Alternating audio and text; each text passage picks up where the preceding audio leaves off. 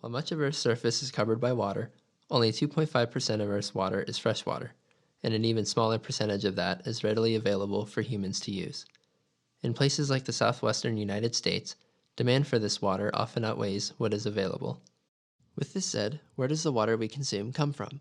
The answer can be found in the water cycle, which describes the movement of water from one type of storage to another. In general, the water we drink and use comes from precipitation, the process in which rain or snow falls to the ground from clouds in the atmosphere. Precipitation can fall directly into rivers and other freshwater bodies, or it can fall somewhere on land where it either makes it into a stream or larger body of water as runoff, or it can infiltrate the ground surface and become groundwater. When precipitation falls as snow in the winter months, it can be stored on land as snowpack until it melts and becomes surface runoff in the spring or summer. However, especially in dry climates such as the southwestern United States, a large portion of precipitation, runoff, and surface water is lost to evaporation and evapotranspiration. Evaporation is the process in which liquid water turns into water vapor from the heat of the sun. Evapotranspiration is the combination of evaporation and transpiration, which is the exhalation of water vapor from plants. Although a portion of fresh water becomes locally inaccessible from these processes, water never goes away forever. Instead, it re-enters the water cycle as condensation when the evaporated or transpired water cools as it rises into the atmosphere. This condensation helps form clouds, which in turn will release water in the form of rain or snow, starting the cycle once again through precipitation in another place. The water cycle occurs around the world.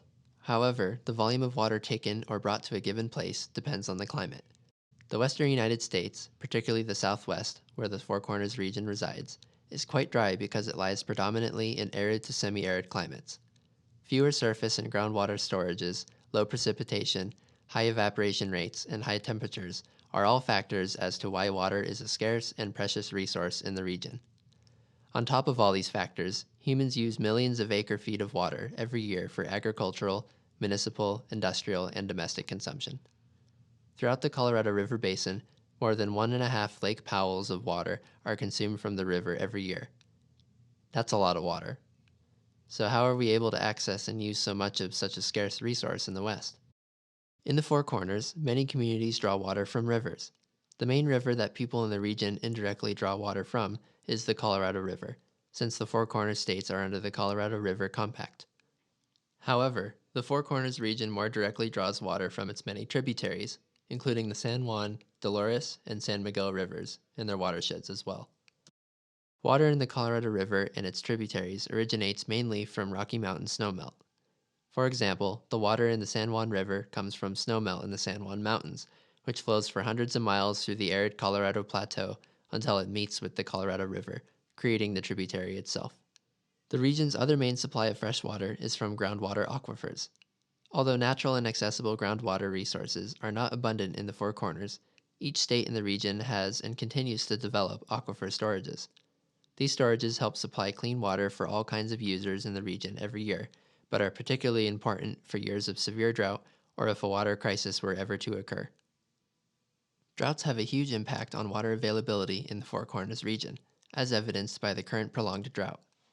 Warmer and drier conditions in the region brought on through climate change, combined with the overconsumption of surface and groundwater storages that cannot naturally recharge fast enough, lead to the dwindling and, in some cases, loss of precious water resources.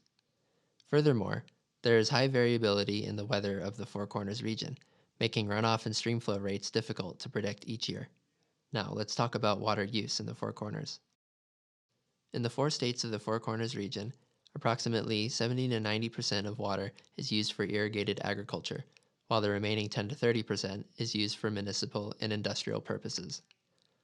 Almost 87% of Colorado's water consumption is in irrigated agriculture, which is the highest of the Four Corners states. USGS data for the innermost counties of the Four Corners region shows that 90% or more of consumptive water use goes towards irrigated agriculture. Farmers and ranchers are working with each other, agricultural extension services, and other experts to identify ways to conserve water. No matter where or to what degree that water conservation is being practiced, there is no better time than now for everyone to help conserve this precious resource.